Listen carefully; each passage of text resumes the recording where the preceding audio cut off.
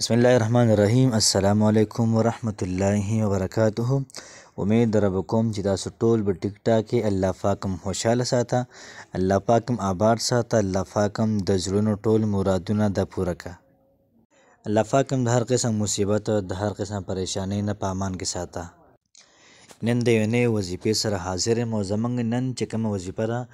دا د سورة الرحمن وظیفه ده. د چا چې څونه مسایل وي، څونه مشکلات وي، د ټولو دپاره دا ختم د ډیر زیات زبردست او ډیر زیات اغلا دی. د الله پاک دوه نومونه ډیر زیات ناشنا دي، یو رحیم دی، یو رحمان دی. نو د رحمان تعلق دا د دنیا سره دی. نو چې کوم سړی د رحمان د نوم ذکر کوي نو الله پاک به هغه ته ډیر زیات څه ورکوي. نو که موږ وګورو د سورة الرحمن دا کوم چې نوم دی نو دا هم د رحمان نه شروع کیږي. نو په دې وجه باندې الله پاک سره خاص تعلق او مناسبت دی. د الله پاک څونه بندګان دي، الله پاک ګوري، دا خپل بندګان ګوري، دا لږ ټنګی چې زما د بندګان دا څومره په دین اسلام باندې مضبوط دي او څومره دا قوت واله دي. نو کله هم الله پاک په انسان باندې تکلیف راولي نو بجای د فریاد، بجای د بل چا ته ویلو، نو دوی له پکار چې د سورة رحمان د وظیفو کې انشاءالله العزیز الله پاک به ټول مشکلات د ختم کړي. دغه رنګ یو سړی دا زری چې هغه ډیر زیات بېوسه دی، د بېوسۍ د ختمولو دپاره دا وظیفه دا کولی شي. دغه رنګې د قرض د ختمولو دپاره دا وظیفه کولی شي. دغه رنګې کثیر الاولاد دی او ستا چې کوم بجټ د کومې پیسې دي دا رسې نه ورته نو خپل مال کې د برکت دپاره او مال کې د زیاتي کولو دپاره دا وظیفه را کولی شي. د دې وظیفې برکت به دا وي چې ستا مال حال دا به ډیر زیات وي او هر څیز کې یو برکت وي، د خوشحالۍ ژوند به وي. کله چې موږ دا وظیفه کوو نو د جمعې په شپه باندې یا د جمعې په ورځ باندې نو دا وظیفه دا موږ او تاسو دا بالکل دا کولی شو. یاد لرئ چې کله موږ داسې قسم له وظایف کوو نو د هغې لپاره 100% یقین او دغه رنګې مضبوطه اراده دا پکار ده. نو که موږ او تاسو په داسې اراده باندې په داسې نیت باندې وظیفه وکړو چې علم نه او دغه رنګ یقین هم نه نو بالکل دا وظیفه دا بیکار نه کوي. د وظیفې د کار کولو دپاره مکمل او مضبوط یقین دا په الله پاک باندې ساتو. نو قرآن لوستل دغه رنګې سورة رحمان لوستل الله پاک سره خبرې کول دي. نو په دې انداز کې به وایي چې الله پاک سره زه خبرې کوم او الله پاک سره زه کلام کوم نو یقینا چې الله پاک به ستاسو د دعا، ستاسو د بېوسي قرض دا به الله پاک ختم کړي. نو څومره چې دا وظیفه په دهان باندې وشي، څومره دا وظیفه په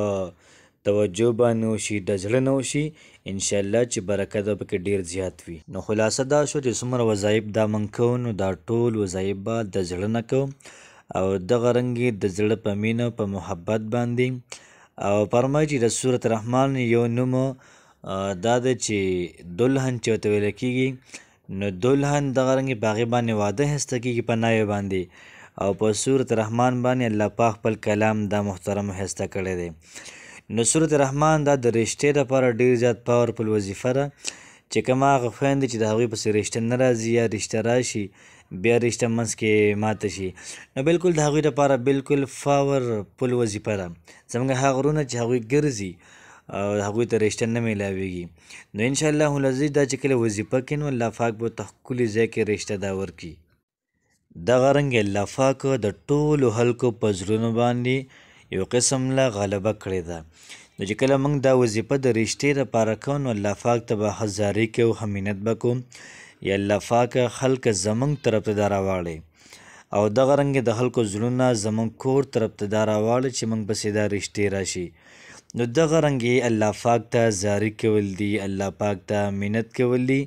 او بل سورة رحمان تلاوت نو ناشنا تلاوت دا دی او ډېر زیات ناشنا صورت دی.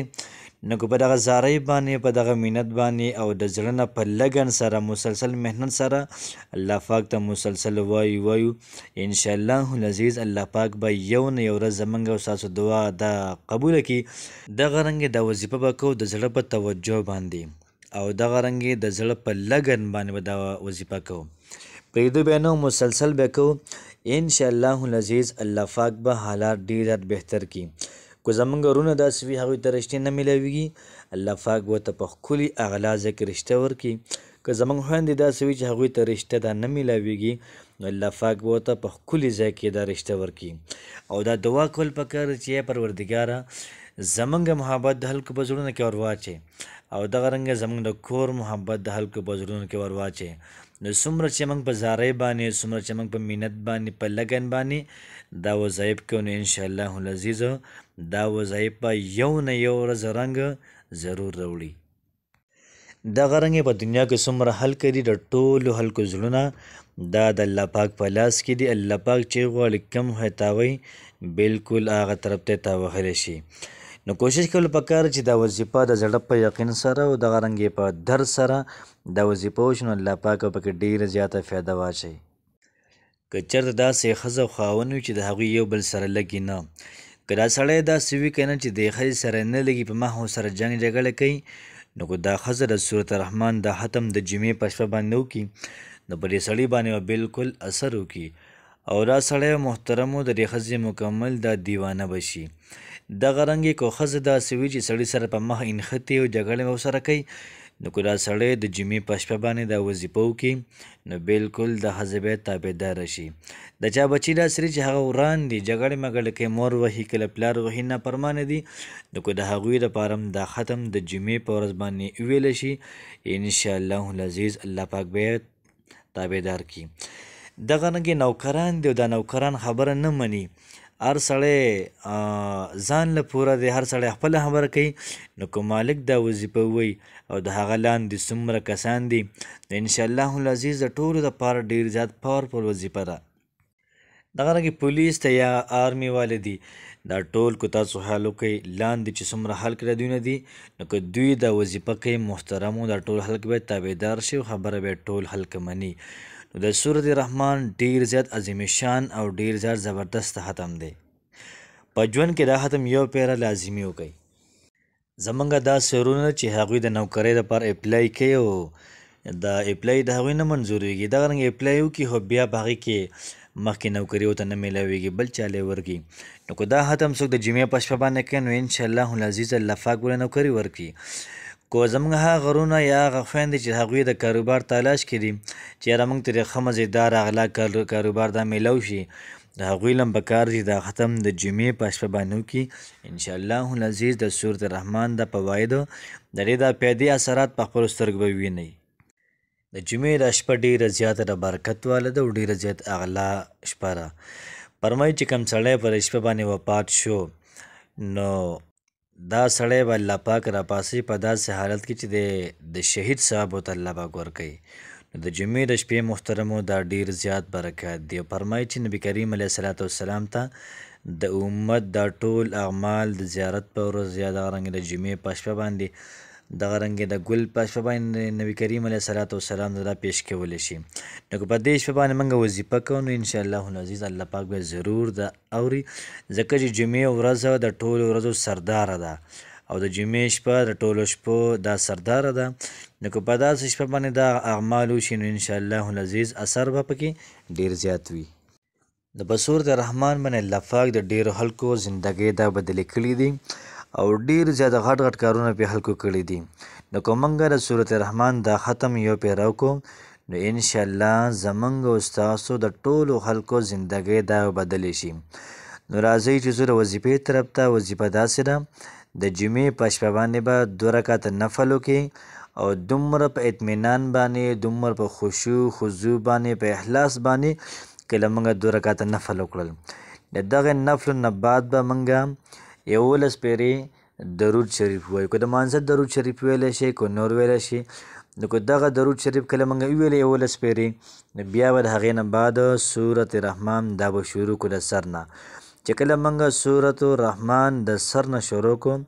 او موږ راورسېدو دې آیات ته فبأي آلاء ربکما تکذبان نو چې رالو دې آیات ته نو بیا به د الله پاک یو نوم دی یا الله یا الله یا الله دا به 314 پیرې وایو څو پیرې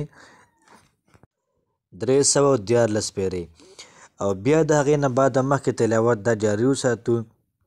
چې کله بیا راشي فبأي آلاء ربکما تکذبان نو بیا به 314 پیرې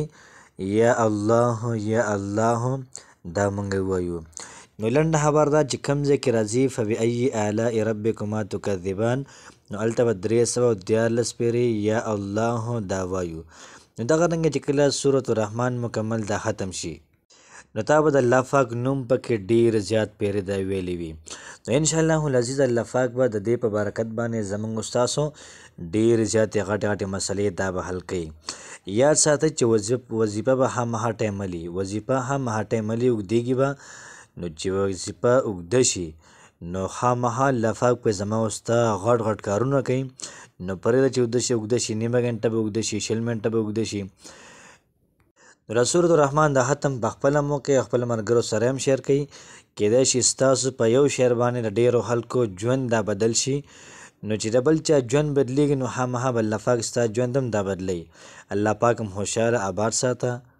الله پاک هم ټول د زړونو حاجتونه مرادونه دا پوره که. او الله پاک دې زموږ اورېدونکي د هر قسمه